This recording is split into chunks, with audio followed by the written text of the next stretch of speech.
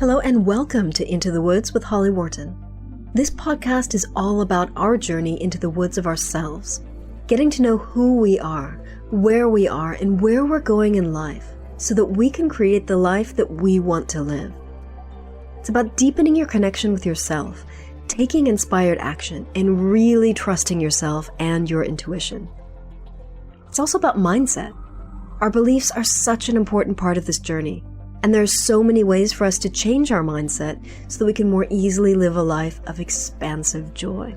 This podcast is also about going literally into the woods and spending time in nature, and how that can help us on our own personal journey of self-knowledge.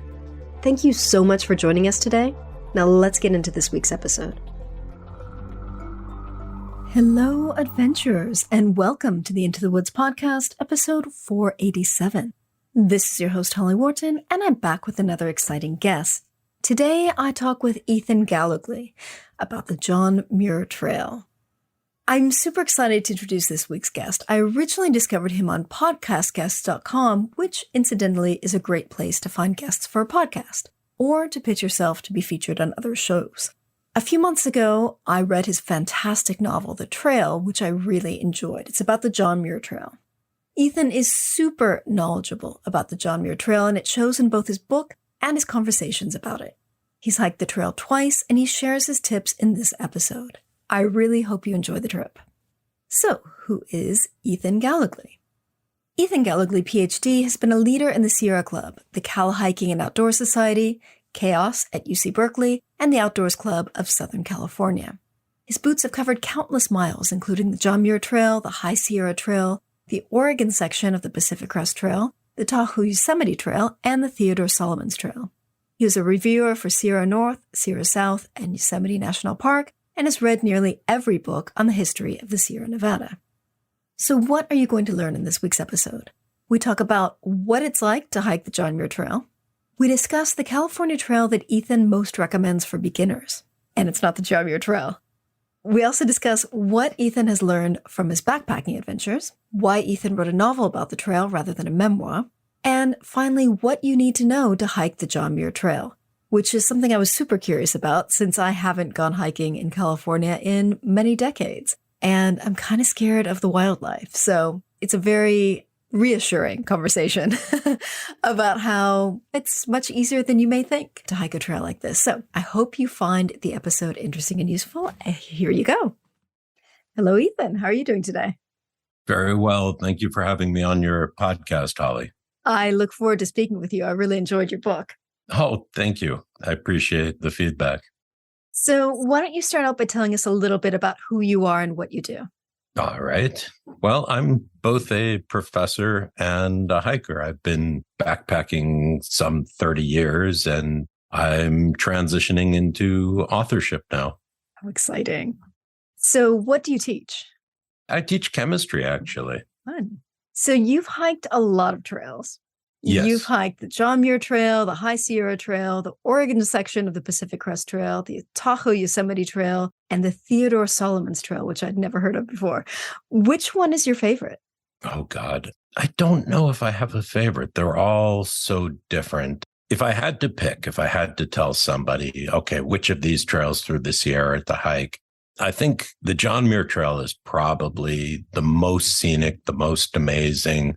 Just, it's really incredible. And the people you meet and so forth. But it can take up to a month. I think for most people, if you just wanted a Sierra sampler, if you just wanted to see the grandeur of the Sierra and get up onto Mount Whitney and things like that, the High Sierra Trail is probably your choice because you can do that in a 7 to 10 day trip. It's much easier to get the permit for. There's much less preparation. You don't need to resupply. And so I think for most people with some backpacking experience and just looking to see the Sierra in a typical sort of 10-day vacation, that's where I would send them. And it's gorgeous. You're not missing anything. You're going to love that trail. If you've got a month and you've got the experience and all that, I think the Muir Trail is fantastic. They're both really appealing to me. But I think it's really important what you said about if you've got the experience. So I was born and raised in California, but didn't get into much outdoorsy stuff until I moved to England. And it's very different over here. We don't have any dangerous predators. Our mountains are much smaller. Like we don't have the altitude that you've got. Animals are not a thing. Like we don't have bears anymore. They were all killed out, hundreds of years ago. What kind of experience do people need? Perhaps people who are coming from abroad or people who just aren't experienced. What experience do you need to safely and successfully hike these trails? It's a great question, Holly. And I think predators and animals, while that's most people's biggest concern coming to America, it's actually one of the least significant concerns. It's kind of interesting. If you were going up to, say, Yellowstone, being bear aware is pretty important because you have grizzlies. And if you go further north, you'd have polar bears up in the Alaskan wilderness, which is very serious. But in the Sierra, you really only have black bears. And you have some other random animals, but almost all of them avoid you. If they hear you coming down the trail, they run. I've seen bear. I've seen quite a bit of bear, but I've only had one standoff with a bear and the bear backed down. I don't think there's any real worry or preparation for animals. Now, with bears, you do need to carry a bear can or some kind of protective device for your food. It has to be approved, and you can rent them in the States. So you don't need to buy one overseas. There are a lot of places you can rent them. Yosemite, in fact, will rent them to you. So it's possible to get all your preparations that way. I think the most important advice is actually what might be the simplest in a way or the most obvious, but for a lot of people, it's not. And that is you want some experience backpacking. You want to test your equipment. You want to know that your rain gear really works in the rain. You want to know that your shoes are comfortable, that you're not going to be getting blisters after 20 miles, and your backpack fits well. You know how to set your tent up. Your sleeping bag's warm enough, and your pack's not too heavy. So it sounds obvious in a way, but you'd be surprised how many people go out to a shop, get themselves fit up with a bunch of equipment, and take it out on a long trip for their first journey. And like Gil in my story, right? He suffers a lot for doing that. The other thing, and again, just like Gil, is the food. You really want to understand your food requirements for an extended wilderness trip. And I can't stress enough the importance of taking a couple of weekend trips to get your equipment and food sorted out, to know what you like, what your pace is, and all that before you plan an extended backpack. That's really risky. And I guess the other thing would be route finding skills. There are a lot of apps right now for the phone, and you meet a lot of people who are relying on these apps in the wilderness. And I've personally I met a woman on the JMT who was not far off trail, but she was in tears and she had lost the trail. And I'm like, why? It's not far. What's wrong? And she's like, oh, I dropped my phone and it broke. And she didn't have a paper map. She didn't know where she was. She was completely relying on the phone. And that's a huge mistake in the wilderness because electronics fail.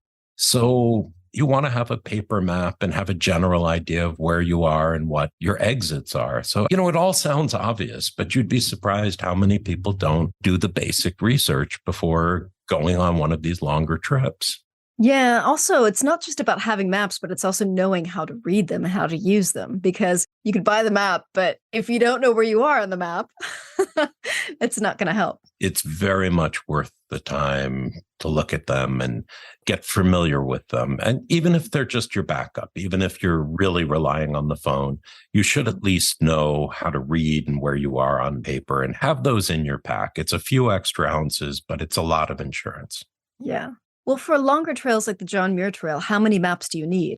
Yeah, that's a great question, Holly. Yeah, so there are some map packs for the John Muir Trail. And the one that I like Tom Harrison's, has 10 pages. They're sort of waterproof, so they're quite durable. They're not very heavy. There are lighter maps. National Geo makes a map. And if you wanted a guidebook for the trail, I'd recommend Elizabeth Wank's book. And she has all color maps in the new edition of her book. So there's a lot of choice out there. You can download and print maps off the internet now. So, Ethan, what have you learned from hiking all these trails? What have you learned about yourself? What have you learned about life? I think the biggest lesson of backpacking, particularly extended backpacking, is how important important time in nature is. When you get out into nature, you're disconnected from all the noise, all the Facebook and the messengers and all this stuff. And you really have time to focus on what is life, really have time to reflect on your own inner sort of being. And it's spiritual, it's peaceful, it's reconnecting yourself with the world. I think we don't take enough time out in our lives anymore for this kind of inner reflection. And it's probably the most important thing you can do is just having these periods of time out. And when you do it in nature, it's especially refreshing. It's really grounding and spiritual. I just can't stress enough how important it is to take time in wilderness. Mm. Yeah, and you've got serious wilderness out there. Oh, yes. Oh, yes. But even in England, you do. Yeah, yeah. The illustrator for my book is from the United Kingdom. Well, he was living in England for quite a while, but he's just moved up north now. But Jeremy Ashcroft did all the drawings and illustrations, and I think he's quite well known out there for his work. Yeah, he has gorgeous work. I was on your website the other day, and then I found his Etsy link, and I was looking at his Etsy link and all of his maps that he sells, and I was like, wow, this is quite a collection. Yeah, I was quite lucky to find him. I found him through one of the John Muir groups. He's often posting his work, and he's been working on a book of illustrations of the John Muir Trail. Nice. So how do you think you've grown as a person from spending all this time outdoors and reconnecting with yourself and connecting with nature and backpacking along the trails? Well, I've become a lot more reflective.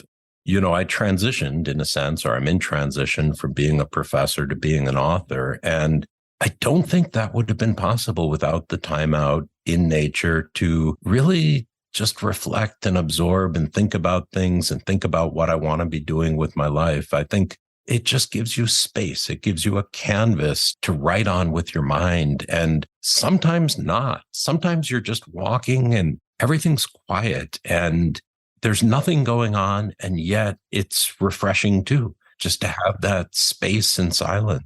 I think the Japanese talk about tree bathing as a therapy. You know, there are people who are depressed and so forth. And when they go out and spend time in nature, it really helps them to recover. There's something human about being in our natural surroundings and just bathing in that air and the mountains and the trees that I think we all need it deep down. Yeah, absolutely. Absolutely. So tell us about the John Muir Trail for people who might not know where it is. Where is it and how long is it? Sure. It's officially 211 miles, and it's a little bit longer than that because it ends at the summit of Mount Whitney, which is the highest peak in the contiguous United States and in the lower 48. And it starts in Yosemite Valley. So you've got this fantastic trail. It's something we do get quite a few international folks coming and hiking it. It starts in Yosemite Valley. So you go to Yosemite, which in my opinion is the most amazing national park in America. It's just fantastic. So if somebody's coming out to do the Muir Trail, I'd urge them to spend a couple of days getting used to the time and just being a tourist in Yosemite. And then you start out on this trail. You're going up 2 different waterfalls. You're going by Half Dome and you get out to Tuolumne Meadows and you start going into the true high Sierra and all the tourists fall off and you're just out there. And for me, the first time I've hiked it twice now continuously, I took 28 days and it was incredible. Just the people you meet, the places you see, the high mountain lakes.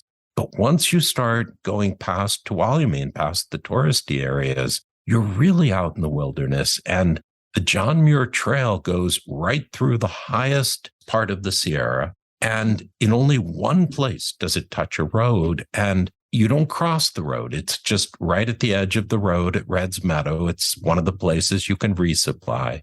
But other than that, you are completely in the wilderness for the full 211 or about 220 miles of trail. It's really, really an incredible experience. And along the way, there are these places you can stop and resupply because nobody could carry that much food. So depending on how fast you are, I mean, there was just a guy who ran it in 3 days, but for most people, it's going to be I'd say 15 to 30 days. And what you do is 5 to 10 days, you're going to be stopping at one of these places to pick up a bucket of food that you've mailed yourself. Then you continue. So there are these places along the trail where you can set up resupplies and so forth. Mm-hmm. And I imagine those places are set up for that. Like that's a service they provide. They're expecting boxes from people. Yeah, they have websites and they talk about how best to mail them the buckets and how to package them. And when you get there, they're all set up and they vary. There are different places like Muir Trail Ranch is very Spartan for backpackers. You pick up your bucket and go. Vermilion Valley Resort is almost like a hiking resort for backpackers. And if you walk in there, they have big grill, they have steaks and chicken and pasta dishes and everything and beers. They give backpackers on the Muir Trail a free beer when you walk in. They've got showers and laundry, which is absolutely welcome if you're on trail. And yet they're out in the woods. They're way out there off the beaten path. So a lot of people will come and spend, we call a 0 day there and just take a day off and relax and enjoy before continuing on trail. It just depends on what you're looking for. If you're looking for a true deep wilderness experience, you can camp away from people and just pick up a resupply and move on. And if you're looking for a little more social sort of stuff, that's out there too. It's quite the experience. Very different from Europe, though. No huts, no beds. You've got to pack it all.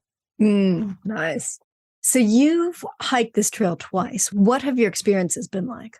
So I've done it twice. The first time was when I turned 50 and I did it halfway with a friend. And then my wife came in and joined me. And that was completely transformational. That was just the most amazing experience. I'd been a backpacking leader for 30 years, but I'd never had such a deep experience as the Muir Trail. And part of it are the people you meet. You think about the book I wrote, a lot of that book are just different sorts of people who are out there hiking and why they're there. And it's fascinating, the folks you meet. And when you're in the wilderness, you're open to people in a way that's different from in the city. You know, in the city, you're kind of like, hi, how's it going? Oh, good. Yeah. And it's very brisk and unusual to have a deep, meaningful encounter with a stranger. But on trail, when you meet folks, you sit down, maybe you're sitting around dinner, or you're at the campsite. People open up. Why are you out here? What are you doing? And you get to know about people's lives and often much deeper connections. I made quite a few interesting connections when I did the Muir Trail the first time. The second time was a little different. I was hiking with my son, so I was spending a lot more time with him. And I was confirming vistas. The book was coming out, and I wanted to make sure, I wanted the book to be something that somebody could put in their pack and read as they walked and go, yes, this is exactly the way it is. Or to read after the hike and go, yes, that's what it was. So I went back and I checked every scene, every spot, every vista along the way for authenticity to make sure it was all accurate. So I was very engulfed in that. I met a number of hikers along the way. I had a lot of interactions, but it was a little different from my first journey because I had a purpose of I was working. You were fact checking. Right. So why did you choose the John Muir Trail as a location for the novel and not one of the other trails? Well, I think first and foremost, it was the most transformational experience I had had on trail. It's also an iconic trail. It's one that's fairly well known and it's accessible to most people in the sense that you can do it in 2 weeks to 3 weeks for most people, or a month if you've got the time and so forth. So it's accessible. Something like the Pacific Crest Trail, which I'm actually looking to do, that requires 6 months. And for most people, a 6-month trek like the Pacific Crest Trail or the Appalachian Trail, that would involve quitting a job or taking time off or being retired. I think that's out of reach for the majority of us. But I think most of us can get, if we finagle it, 3 weeks off and do something like the Muir Trail. So if you're looking for an immersive wilderness experience, it's within reach. And it just feels, I don't know, all the elements of it just came together perfectly in the book. I started out writing just based on my own itinerary. And then, of course, the characters developed and so forth. So I guess that's why I picked the Muir Trail. It kind of picked me. It does that, doesn't it? Yes. So why did you decide to write about the trails in novel rather than sharing your own experiences in a nonfiction book?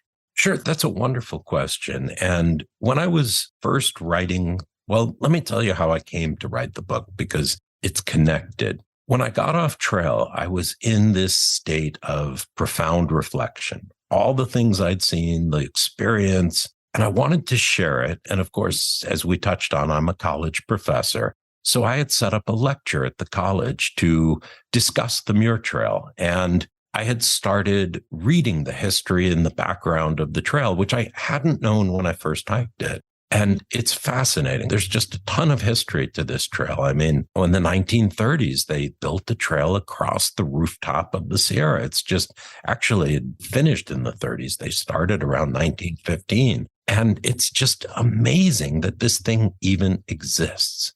So this history just drew me in, the explorers, the folks who put this together, John Muir himself. So I had all this material, and then the lecture fell through. There was another important speaker and I got preempted. So I said to myself, I've got enough material here now for a book. I thought about putting together a nonfiction book, maybe a history of the trail or sort of a first person perspective. But I don't think memoir and that sort of book reaches as broad an audience. And I really wanted to share my experience with more people than that media would get. So I decided, I can take my own hiking experiences from the last 30 years and freely weave them into a story that brings people in and really shows them the importance of nature. And that's how this novel was born. I just felt it would reach more people and touch more people, but still share the same essential message. And I kept the place authentic. Mm-hmm. Mm-hmm. So tell us about the novel. You've got some really unique characters in it. Well, when I was writing it, I had to think about who am I going to put in this? And it starts out with Gil, and Gil is sort of an unlikely hero. In fact, he's not the most likable of characters. No, he's not in the beginning. No, not at all. And that's very intentional. He's a young guy. He's 27 and he's dropped out of college. His father passed away, as it turns out, in a hiking accident. I mean, I'm not going to give away anything you don't get in the first 10 pages, but he's wasting his life. He's down in LA. He'd been in a string of meaningless relationships. His jobs have been dead end. And he gets a phone call from Sid, who's his father's old hiking buddy. And Sid is dying. He's dying of cancer. And it's Sid's dream to hike the John Muir Trail before he passes away. So he calls up Gil and invites him, and Gil doesn't want to go, but he goes. He's kind of wants to understand more about his father. And so Gil goes on this hike and he's miserable. Throughout the first part of the book, he's just absolutely miserable. But as you would imagine, it's about the transformative power of nature. And so slowly, Gil relaxes into his environment and begins to appreciate the things that are out there. And Sid also, he changes throughout the journey as well. And I don't want to give any of that away. But Gil learns quite a bit from Sid, and Sid is always telling him about the history of the trail. So I've woven in the history of the explorers and the people who were out there and so forth. And then, as you said, they meet a wild variety of characters. Like one of my favorites is Permy, who's this forager who's out there learning how to gather wild plants because he's convinced the world's going to collapse. And he's all about plants and farming and survival, but he's based on real people. I've met Permies. He's sort of a composite of these folks that I've met over the years. And everybody they meet on trail is really either based on real people or sort of a composite of several folks I've met over the years. So it's kind of fun. So you've mentioned several people or types of people that you've met on the trail. How busy of a trail is it? How many people can you expect to see in a day?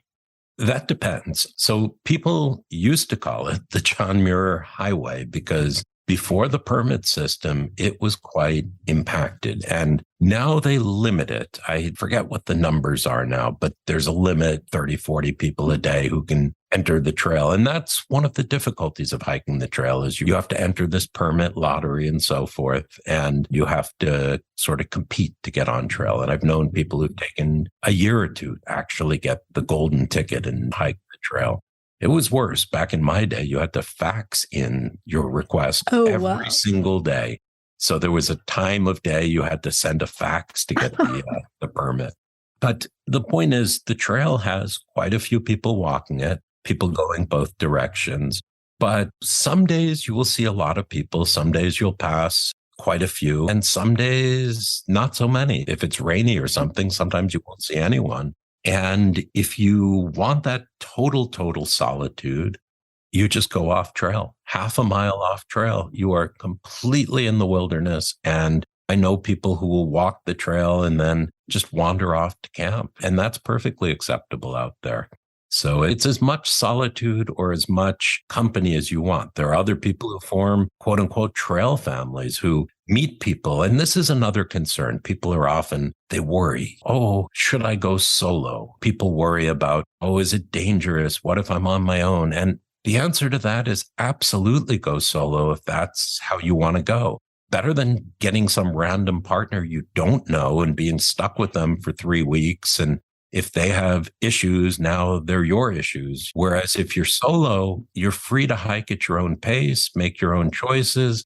And if you meet people going your pace, which you definitely would, you form these little informal trail families. Or like you see in the book, you leapfrog certain people. So you end up seeing the same folks again and again, but it's extremely safe. I think it's much safer out there on trail than it is, say, in a city, because people talk about, there are axe murderers and crazy people out in the woods, but not really. Those crazy people tend to go to the cities. The trail is where people relax, and it's quite safe, despite what people tend to imagine. I think these Stephen King novels put kind of a crazy idea of wilderness into our head, but it's actually extremely rejuvenating and peaceful. And what's the best time of the year to walk the John Muir Trail? That depends on the year. Some years you get a lot of snow, and that's a big concern for beginners because you're going quite a bit of trail is over 10,000 feet. In fact, it gets up as high as 13,500 or 14 if you climb Whitney, 14,500. So you can be crossing snowy passes. You can be crossing large creeks. There are definitely concerns. If you don't want to encounter any of those things, then I would say August, the beginning of August is ideal time. You'll be past the mosquito season.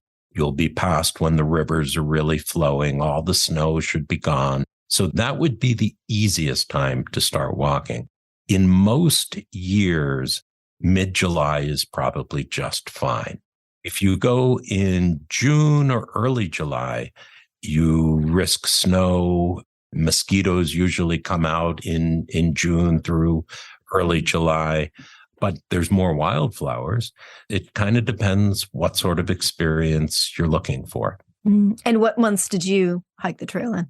I've hiked them in June, I've hiked the trail in July, and I've hiked it in August. So I've been out there in all those seasons. The other problem with late season, though, so here's the thing about August. August is ideal weather and everything, but we've been having a lot of wildfires lately. And the wildfires typically start around the end of July or August. And there are people they planned their vacation and everything, and then suddenly it's canceled by a fire. So it's really hard to say when's best, but you plan as best you can and you hope you don't have any of these terrible interruptions. Yeah, absolutely. And that's impossible to plan for. So I can understand how disappointing that must be, especially to people who have traveled from far away. Yes. It's hard to plan for natural phenomenon. Yes. So, Ethan, what future adventures do you have planned? I know you mentioned the PCT. Well, the PCT is next. I'm applying for a permit and I'm hoping to hike either half of it or the whole thing. We'll see how it goes. This coming, you start in March, so it's a 6-month journey. So I'll be offline for 6 months. Well, maybe. We'll see. The problem with the PCT is to make it to Washington and Canada before the weather changes, you've got to be putting in an average of about 12 miles a day. And that's not bad if you're doing it for a week or two, but to do it day after day for months is very, very challenging. And you're crossing mountain passes and everything else. Going forward, there are a bunch of trails in Europe I've been looking forward to doing. And when the pandemic hit, it shut all that down for me. But I've wanted for a long time to hike the GR10, which goes across the Pyrenees in southern France. And I've got another book in my head that I think will be set on the Camino, but again, the pandemic. So I think after the PCT, I'm going to take it easy and do some hut-to-hut stuff on these trails in Europe. I'm looking forward to not having to carry all my food and bear canisters and tents and everything. Yeah, well, you definitely won't need bear canisters if you come to the UK, that's for sure. Right. Well, I hear in southern France, you encounter bears in the Pyrenees. Yeah, on the continent, you do get them. Again, black bears, I don't think it's a major concern. Mm. And you have the experience, so that's good. Yes, I know what to do. But again, if you meet a bear, you stand tall, you make a lot of noise, and typically they'll back down and go off. Again, for black bear, not if you go into grizzly country. So, Ethan, where can people find you online and learn more about what you do? Sure. I got a website. If you put up the link, it's ethangallogly.com. And the book is available on all major platforms. Amazon, for example, just put in the trail and you'll find it there and all of the usual links. All right. And it's currently free through Kindle Unlimited. Is that correct? Yes. If you're a Kindle Unlimited subscriber, it's free. It's also up on Audible if you prefer an Audible book. Did you narrate the audiobook? No, we had a fantastic narrator, Jake Hunsbuscher, do it. I thought about narrating it. And if it had been a simple nonfiction book, I would have. But there are so many voices. I mean, just think about the characters. There's over 50, 60 characters in that book, and he does every one of their voices fantastically and carries the emotion. I don't have that skill. Yeah. Well, if you ever do a nonfiction book, you should definitely do the audiobook because you have a great voice. But I do understand that narrating fiction is more like acting a book rather than just reading it. Yeah, thanks. I appreciate that. I've been told that, but about my voice, but no way I could have done what Jake did with this book. And if you listen to it, it's interesting. You have to edit an audiobook. So in other words, they give you each chapter to listen to and edit. And I thought this was going to be this onerous task because I'd already edited the book so many times. And yet it was so fresh in audio perspective. It was like a new dimension. And the way he did the voices and the emotions, it was like watching a film in my head. And it was just fantastic. So I really enjoyed working on the audio project. That's great. Well, thank you so much for joining us. I really loved hearing your stories and maybe hope to someday walk one of those trails myself. Well, I hope you're out here. Let me know if you come and do the John Muir Trail. I really appreciate you having me on your podcast. All right. Well, thank you. Thank you so much. Please drop me a line and let me know what you thought of this week's episode. You can email me at holly@hollywharton.com or find me online and get in touch. If you enjoyed this episode, please check out one of these related episodes. 407, I talk with Keith Foskett about through hiking long-distance trails in the USA and Spain. 376, I have a solo episode where I talk about long-distance walks, time and space to think and reflect. 368, Yvette Webster and I talk about how to take your hiking to the next level. 359, I talk with Adam Wells about how to prepare for your first long-distance trail. And finally, 354, Stephen Marriott and I talk about the life-changing magic of walking a long-distance trail. And all 5 of those episodes have transcripts that you can either read on my website or download them. So, thank you so much for listening. If you enjoyed this episode, please leave a quick review on Apple Podcasts or wherever you listen to podcasts. It would mean the world to me. Next week, I will be back with another solo episode. And in the meantime, remember to visit hollywharton.com/487 for the show notes on this episode. Happy trails to you. Thanks so much for listening to Into the Woods with Holly Wharton. You can find more information about today's episode, including links for topics that were discussed, at hollywharton.com. That's HOLLYWORTON.com. If you'd like to connect with other listeners and get support on your journey, I would love for you to join my private community on Patreon. That's patreon.com/Holly Wharton.